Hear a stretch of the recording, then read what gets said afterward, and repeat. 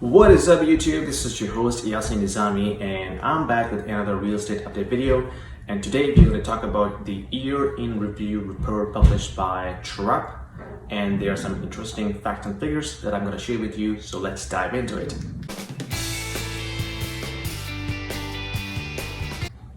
Now this report has all the transactions covered through TRREB MLS system. So TRREB MLS system does not only cover Toronto and GTA, it also has transactions outside GTA, because a lot of interboards which are outside of Toronto, they also publish their listing in TRREB as well. So you can consider that the data that is coming out of this report, it covers outside GTA as well. So the first I'm going to share with you is the number of sales transactions that happened in 2020. So of course we saw the result of pandemic. We saw the lack of inventory. That has increased the average house price as compared to 2019.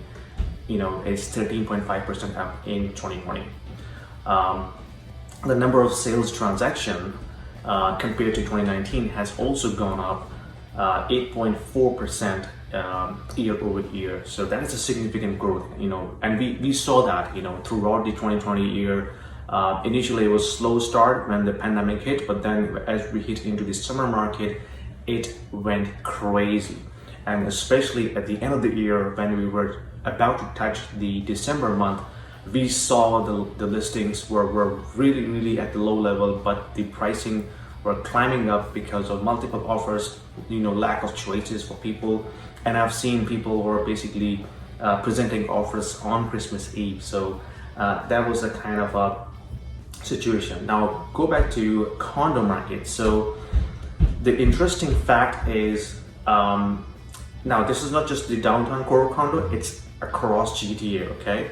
So as per TRREB market review report, the number of sales transaction in condos has decreased 5.5% compared to 2019. So less number of transaction has happened.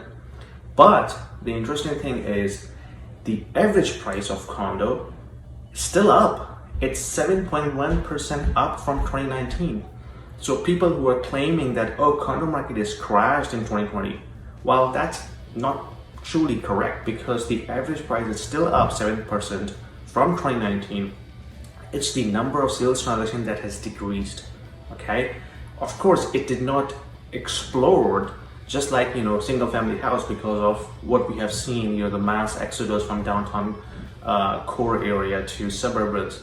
But still the demand is there for condo, right? The average price is still in positive 7%, and because of huge inventory, the price pressure and number of transaction kind of went into a little bit on the lower side. The other interesting fact has been shared in the report is they said they call it missing middle. What it means by, if you look at the downtown core area, it's heavily dominated by condos, high-rise condos, okay? And there isn't a lot of choices for people to kind of find low-rise townhouse, single-family kind of houses in the core downtown area suburbs. So you have to go out, right? As soon as you move out, core downtown area, then you will find it is heavily dominated by low-rise, single-family houses.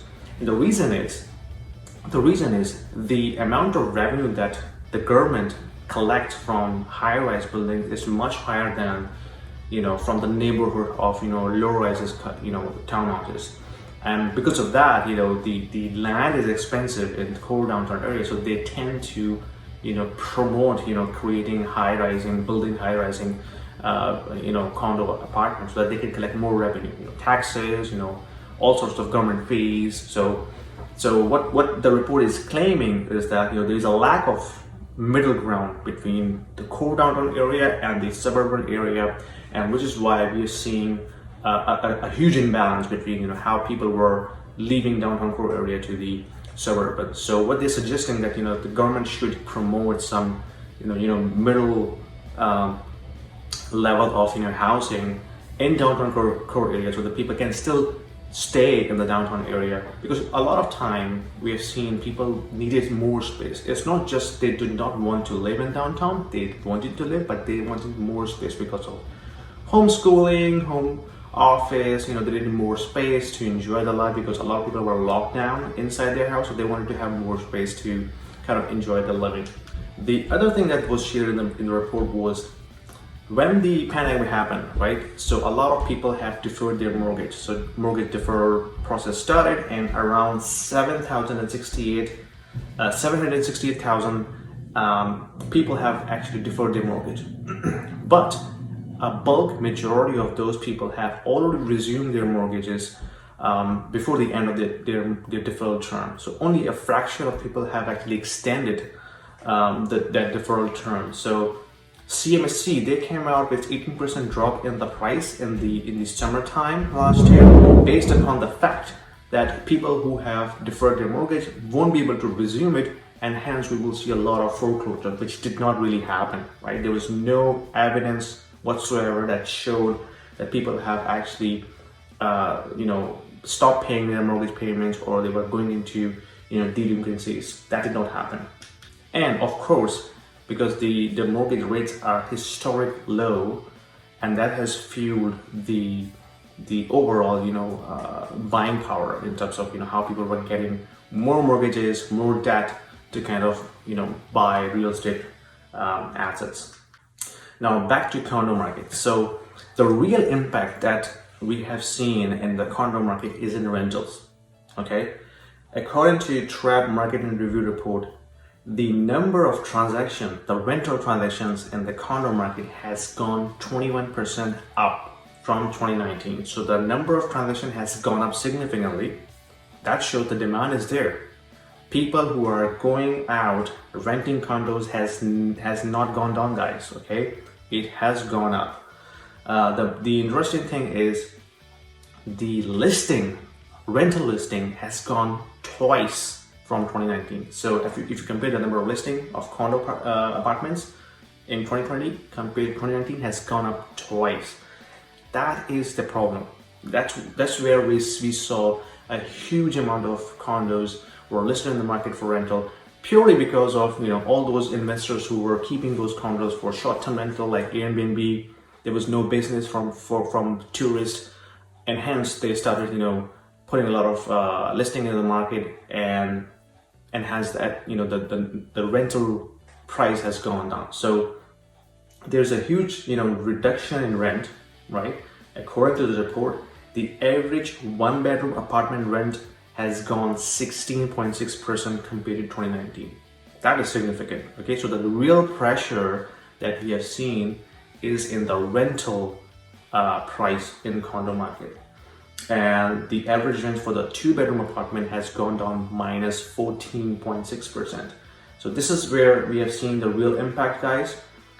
In terms of number of sales transaction, the average condo price, nothing has happened. Well, there was a slight dip in that, but still it is 7% up. So condo owners, don't lose hope.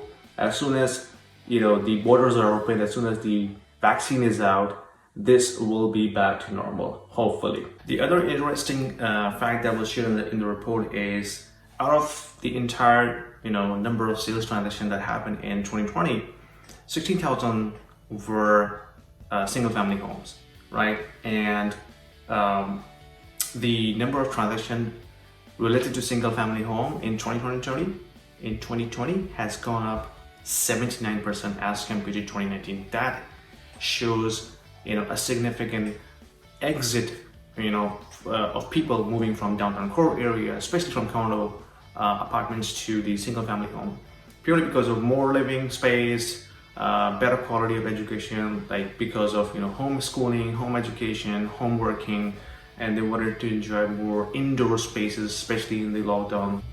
If we compare the different regions in the GTA, the highest amount of transactions regarding single family home has happened in the York region. Compared to 2019, it has gone up 134%. So that's significant growth in terms of single family home transactions in the York region, and followed by Durham, and then Peel and Halton. I think the main reason is affordability as you compare the price, between Peel and Halton, because Peel and Halton are still very on the higher side in terms of average housing price. But as you move into the Durham or York, the price are relatively cheaper than Peel and Halton. I think that's the main reason why we see a huge spike of number of single-family home transactions in Durham and York region. The other interesting fact that was shared is this is the first time the benchmark price of condo apartment has gone slightly up $1 million. And this graph shows the difference between the benchmark pricing of single-family home and the condo market.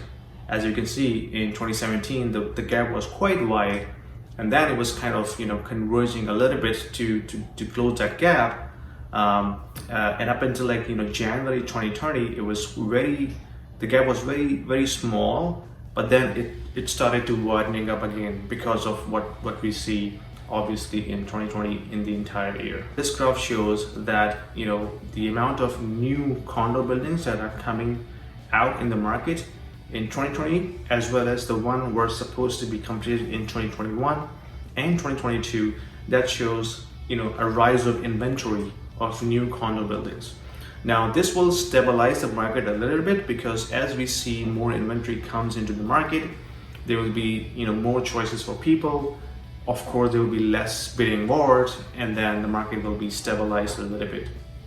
The other interesting thing that I will share with you guys that I have been observing the inventory levels in MLS, and when I compare this with the December level, there is an upward trend that I'm seeing right now. And when you see this inventory, then of course you see that people will have more choices, and I expect less craziness in terms of bidding wars that's gonna come soon. Having said that, because of historic low mortgage rates, the market will not cool down anytime soon. We have seen the announcements from Bank of Canada that they are not in position to increase their interest rate because of monetary policy that they are continuing with, which means the borrowing will still remain cheap, and people will still be attracted to get more debt and buy real estate transactions, because there is nothing else to spend money in terms of acquiring assets, right? So this will continue at least for 2021. We may see something in 2022, depending upon how the economic conditions evolve and the interest rate, if it starts going up, which of course at some point it has to go up. It cannot stay at that level, of course, for longer time, but I think at least for the near future, I think the situation will continue to favor the sellers. So if you are the seller, this is the best time to sell your property, and you can buy a cheaper alternative somewhere out into the GTA. There's still some areas where you can still find affordable housing as compared to the GTA prices. So I think this is an excellent opportunity for sellers who don't have to commute to Toronto downtown every day, and they can live outside of downtown core area easily. Best time to sell and buy something cheaper, and then live mortgage free, or buy 2 properties, whatever your planning is. So I hope this was helpful, guys, and if you like it, give me a thumbs up and hit the subscribe button so that you don't miss any of the future videos that I will be publishing on a regular basis. Until my next video, take care.